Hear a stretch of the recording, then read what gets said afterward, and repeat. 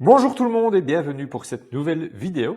Aujourd'hui, nous allons regarder les maisons, appartements et terrains, s'il y en a, sur les communes de Stoumont et de Trois-Ponts, donc code postaux 49 80 49 87. Allez, c'est parti, on regarde tout ça, mais juste avant le générique.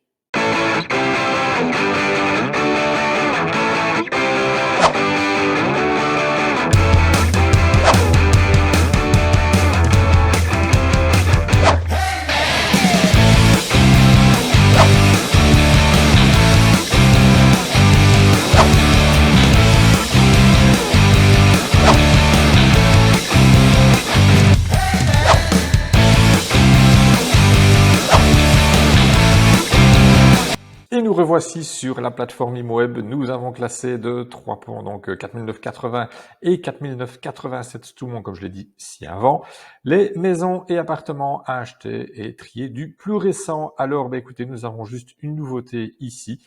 Pour les deux communes confondues, nous serons à 3 ponts, 2 chambres, 125 000 €. Et donc, c'est parti. Alors, nous avons donc une maison semi-mitoyenne, même si effectivement, a priori, nous avons une 3 façades. Jolie maison 3 façades, donc avec 2 chambres et un jardin, c'est toujours sympa. Nous avons la composition avec niveau jardin -2. Donc vous avez déjà compris que vous avez l'arrière de la maison qui est, le sol donc est plus bas. Vous aurez à ce niveau-ci qui est donc au premier étage à l'arrière. Donc un -2 avec, non même pas, le jardin même encore bien plus bas. -2 jardin au niveau -1, véranda cuisine, salle de douche, WC, une cave, chaufferie, niveau à rue, hall d'entrée, living, salle à manger. Et donc, vous aurez 2 chambres à coucher au premier, un grenier aménageable au second. Alors, orienté ouest, châssis PVC, double vitrage rénové en 2017, ça c'est pas mal. Relié à l'égout, chauffage central mazout 1600 litres pour la citerne. Nous irons voir si nous la voyons en photo. Sachez juste quand elle fait plus de 3000 litres et qu'elle est enterrée, il faut un test d'étanchéité et une déclaration de classe 3 ou environnementale, on l'appelle comme on veut, auprès de la commune. Installation électrique conforme. Décidément, oui, c'est rénovation de 2017 a priori. Tout est bon, le PEB est D. C'est pas extraordinaire, mais pour ce type de maison, c'est quand même pas mal. Pour le reste, orienté nord-ouest, PEBD on l'a vu, et 300 € de revenu cadastral, ce qui veut dire que vous pourriez bénéficier des droits d'enregistrement réduits. Cette maison est donc considérée comme modeste par l'administration, ce qui veut dire que si vous êtes une personne physique et pas une société, que c'est votre premier achat et que vous décidez de vous y domicilier dans les 2 ans et d'y rester au moins 2 ans, vous aurez droit à payer 6% de droits d'enregistrement au lieu des 12,5. Et ici, en l'occurrence, sur la totalité du prix, vous auriez cette réduction. Alors, nous avons donc cette maison. Auparavant, peut-être que c'était un ensemble, mais peu importe. Aujourd'hui, nous parlons moyen de cette maison avec un accès latéral qui fait donc partie de la maison. Ça, c'est plutôt intéressant pour, j'imagine, arriver sur l'arrière. Nous avons une fenêtre de toit. La toiture semble correcte. En tout cas, les cheminées m'ont l'air bardées. Donc ça, c'est plutôt intéressant parce que c'est toujours un point faible pour les infiltrations éventuelles d'eau.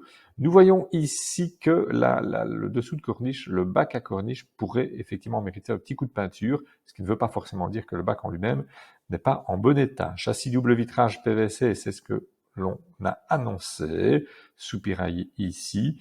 Des places de parking à l'avant qui ne sont, j'imagine, pas privatives, mais font bien partie de la voirie dans son ensemble, avec une route de type double bande, j'imagine, à voir plus loin.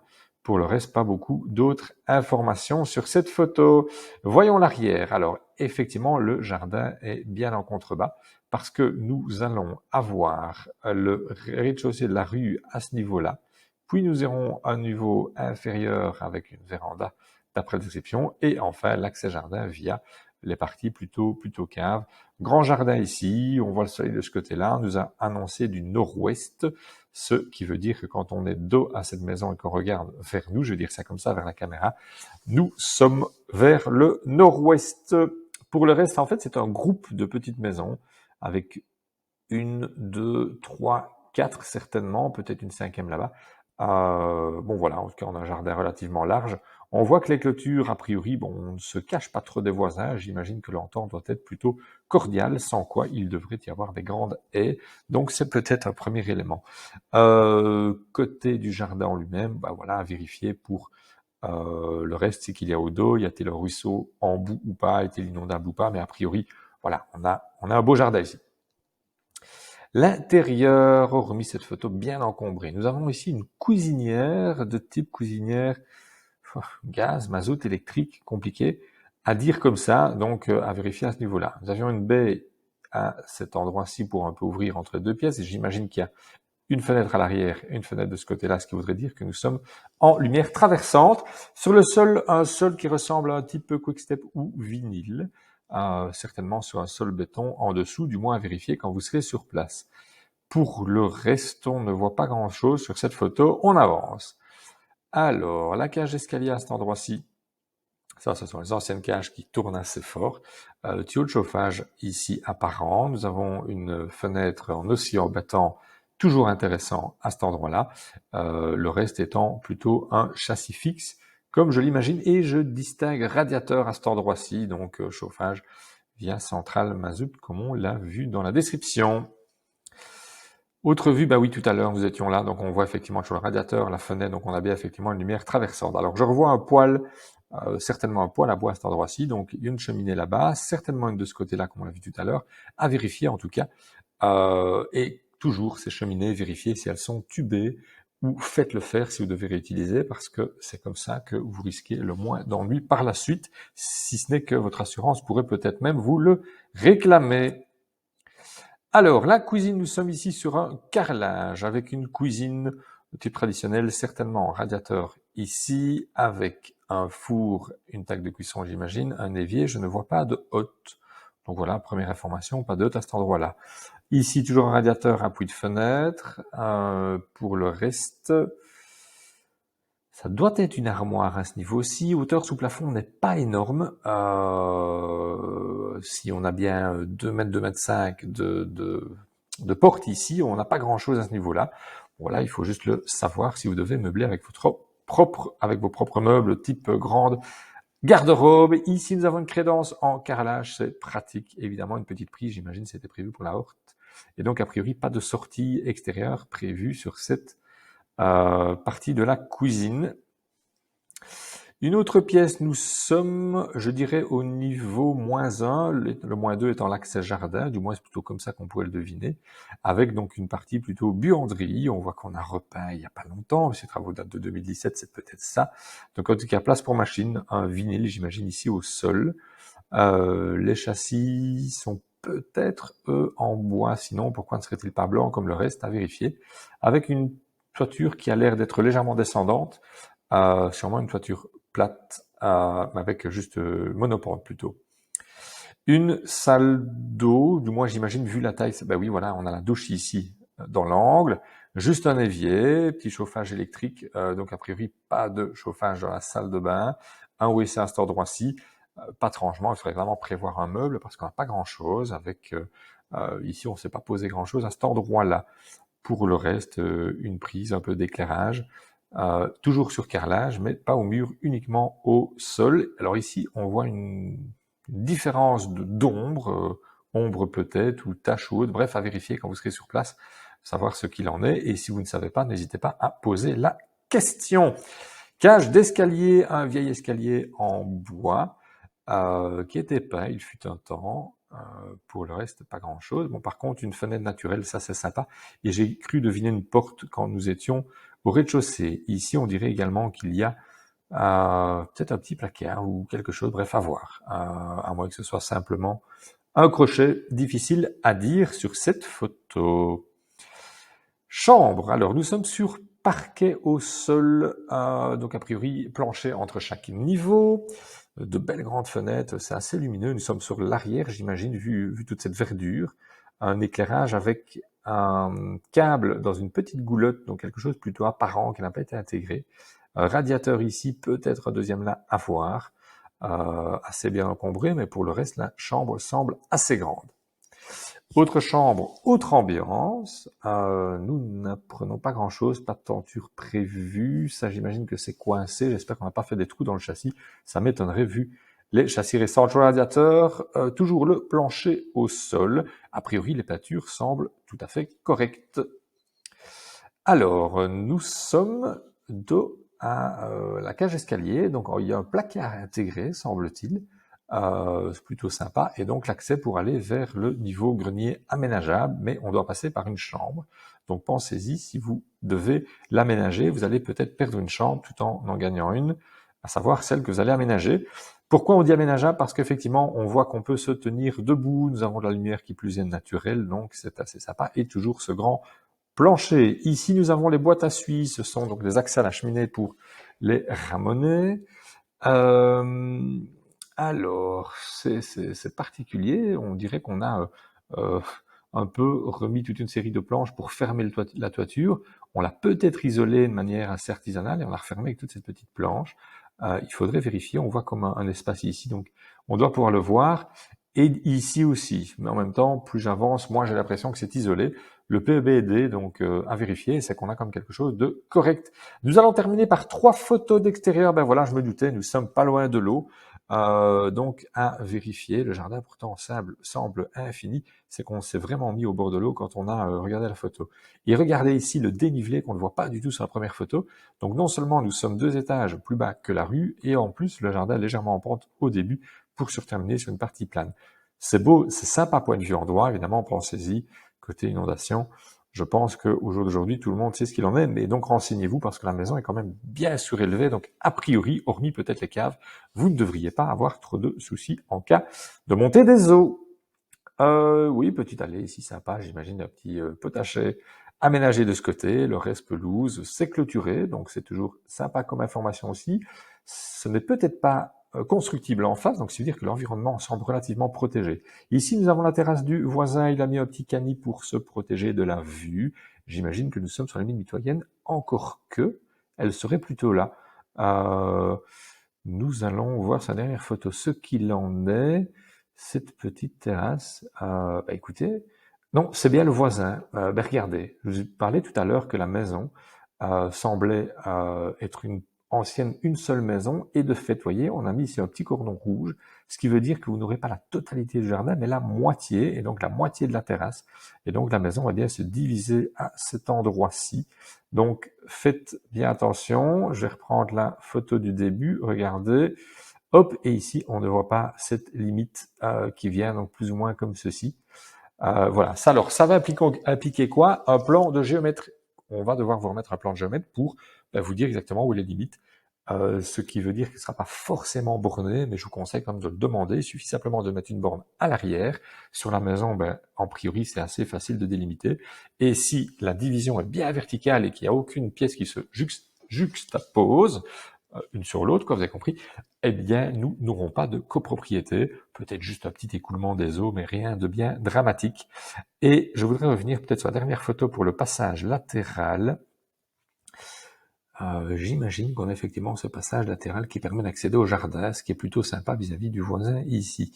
Voilà, vous l'avez vu, c'est une maison assez sympa. Je vous rappelle le prix, 125 000 €. Et nous sommes sur 3 ponts. Alors, nous allons aller voir les terrains, vu qu'il n'y a pas d'autres nouveautés dans les maisons pour 3 ponts et Stoumont. Voici pour les terrains, toujours classés du plus récent pour toujours ces 2 mêmes communes. Alors, nous avons ici, écoutez, un seul terrain, 360 000 € pour 183 500 mètres carrés. Ce qui veut dire que vous avez près de 18 hectares. C'est énorme. 2 € du mètre carré, c'est une propriété forestière. Alors ça, c'est un type de bien très différent. Et donc, une propriété forestière, on ne peut pas y faire ce que l'on veut. C'est-à-dire que c'est assez réglementé. Alors, je ne sais pas si... Attendez, on va d'abord regarder les informations. Donc 18 hectares, un peu plus de 18 hectares, comme je vous l'avais dit. Entièrement planté et entretenu. Plantation de 2009, composée essentiellement de Douglas. Douglas, c'est un résineux, type sapin, si vous voulez. Mélèze, c'est les fameux sapins qui ne restent pas verts en hiver et deviennent jaunes. C'est assez sympa d'ailleurs de voir en cette saison, pour ceux qui ont encore des aiguilles. Plusieurs zones de Douglas de 25 ans, zone forestière, exploitation aisée, avec chemin et aire de stockage. Ensemble de parcelles à Lavaux 3 Ponts, anciennement One, section D. Toute une série de contacts, plus 352, c'est un numéro luxembourgeois si je ne me trompe. Voilà, donc ce qui veut dire que quand on va parler d'une propriété forestière, c'est déjà... Bon, écoutez, on n'a qu'une photo, donc on va... On ne sache pas l'agrandir un peu. Ouais, on est au maximum, c'est dommage. Je vais voir si je sais un peu zoomer ça. Voilà.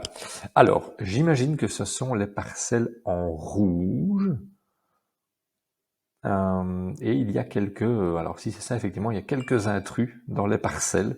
Bon, voilà, ça, ce sont les fameuses découpes cadastrales.